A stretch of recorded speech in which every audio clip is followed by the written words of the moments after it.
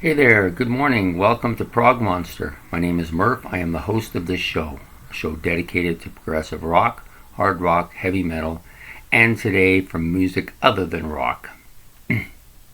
So, of course, today is our Sunday morning music other than rock show, which we do once a week, every Sunday morning. And I choose something that isn't rock music, but maybe associated with rock a little bit. In this case, we're going to be talking about this artist, Bob Marley. There it is. This is a thick collection of songs by him. I also have this one, which I newly purchased. You'll see it on the June's monthly purchase show, the haul, which will have come out a few days ago. Anyways, Bob Marley. Sorry, I was eating something and wasn't having a hard time getting it to go down. Anyways, Bob Marley is a reggae musician that came out of Jamaica, I believe, in the late 70s, early 80s. If I'm correct. Let me look at this album for a second and I'll tell you for sure. Yeah. Actually, it was early 70s through to mid 80s. He was big in that period of time. Probably Jamaica's biggest artist. Now, there might be people that are more known today. I'm not sure. I don't follow the modern music as much as I once did. However, I liked Bob Marley quite a bit back in my youth.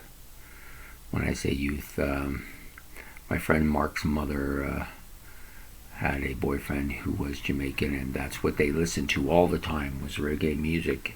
And so I got into that music through him. There was other stuff too, like Yellow Man and Peter Toth, and there's a few others. I can't think of them right offhand. But we listened to that music quite a bit when we were at her house, and then Mark got into it as well. I actually preferred Peter Toth a bit more than Bob Marley, but I mean, you got to give the due where it's due. If you've looked at my series video about rock and roll greats who thrilled us but since passed on, you'll see that he was one of the people I chose as well. So the thing about Bob Marley is he was very influential to a lot of young musicians up and coming in this music, and also in pop and in rock in general. A lot influenced. Even my own band, my own favorite band, Rush, has some reggae influences in some of their later stuff, like on the Moving Pictures album for sure. I think on the Signals as well. There might be some on some of the other later albums as well. But they were both influenced by the Police. Rush was influenced by the Police to do this, and the Police, of course, were influenced by Bob Marley. So a lot of influences. Good musicians, no matter what they're playing, whether it's rock, could be any kind of music, classical music or anything, are going to have impacts on people in the rock genre. That's just the way it is. Rock music, unlike a lot of types of music, is readily willing to accept all kinds of different stuff to alter it. Totally accepting and converging upon it, I guess you might say. You look at bands that you wouldn't think would have influences, reggae influences, but they have them. Men at Work, they have a couple of songs on their albums that are definitely reggae influenced. There's a few other bands like that too. I think there's even on the song Supernaut by Black Sabbath, there's that kind of reggae movement going on there in that song too. So I mean, it even affects those kinds of bands. Now, Black Sabbath never poignantly came out and said we're a heavy metal band. They didn't see themselves that way. They seen themselves, I guess, more as a progressive kind of heavy blues band. But Bob Marley had an impact there too, right? These particular two albums, this one here I have not listened to yet, so I don't know too much about it, but it looks like a good set of music, about 14 tracks on it. This one I have listened to a fair bit. It's actually, this discs collection belongs to a friend of mine who just, for some reason, never retrieved it. Now that they see it on the video, though, they might think, hey, I got to get that back from him. But it's a good collection. It's got like lots of classic rock songs by him.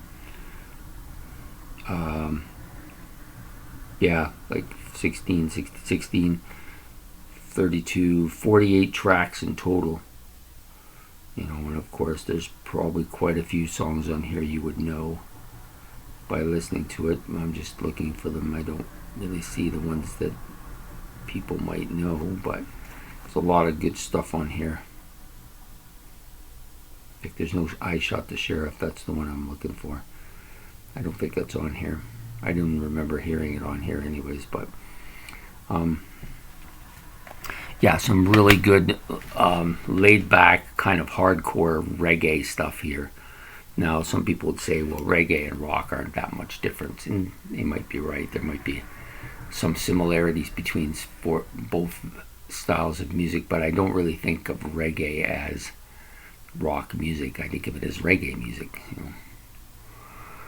So anyways, Bob Marley, and the other forms of reggae music too, not just Bob Marley, but Peter Toth. He's very influential, very political singer, I believe. Probably cost him in the end, but you know, some excellent stuff from there. I used to listen to Yellow Man quite a bit too. His stuff was pretty hardcore reggae though, but some good tunes nevertheless. There was a musician who we used to listen to called Nina Hagen. I wouldn't say she's reggae, but there's definitely some reggae influence in there. And I believe she was Jamaican as well. I could be wrong there as well. Anyways, so if you get a chance to listen to, if you see this collection, The Natural Mystic of Bob Marley is the name of the album. Really good set of music here. Now, it's a three disc track, lots of everything. If you want to get started listening to Bob Marley, pretty good set to get. I got it obviously for nothing, but I might not have it much longer after having used it on my show, but that's okay. Yeah, just some fantastic stuff. He's a decent guitar player, really good storyteller, I think, and a good singer, and of course a very influential person in that field of music. So and I wanted to give him a shout out today because I think he is one of the guys who influences quite a bit of different types of music and quite a few artists that you might not necessarily think he has influenced. So anyways, I hope you enjoyed this episode of Music Other Than Rock. We'll be doing another episode, of course, next Sunday. This is an ongoing every week show, one of the 4 that I have, and I'm actually enjoying this quite a bit. It's more laid back than the rest of the series, which require quite a bit of writing and listening to and sitting down and listening to tracks for details and stuff that you want to make sure that you don't forget when you're talking about the album, right? Where this isn't so much that, it's a little bit more laid back, just more of a general conversation about the musician and the music that they produce. And that's basically all I wanted to do for this series, is just to, you know, tell people that I have other interests other than just rock music, and it in a general way about it, you know, which is good because my interest in it is kind of general as well. I listen to it here and there when I'm in the mood for it, but generally I'm mostly listening to progressive rock almost all the time. So anyways, I hope you had a good Sunday, a good Saturday night, and having a good Sunday morning. Please like and subscribe, and tell me what you think about Bob Marley and the Wailers. Anyways, you have a good day, and bye.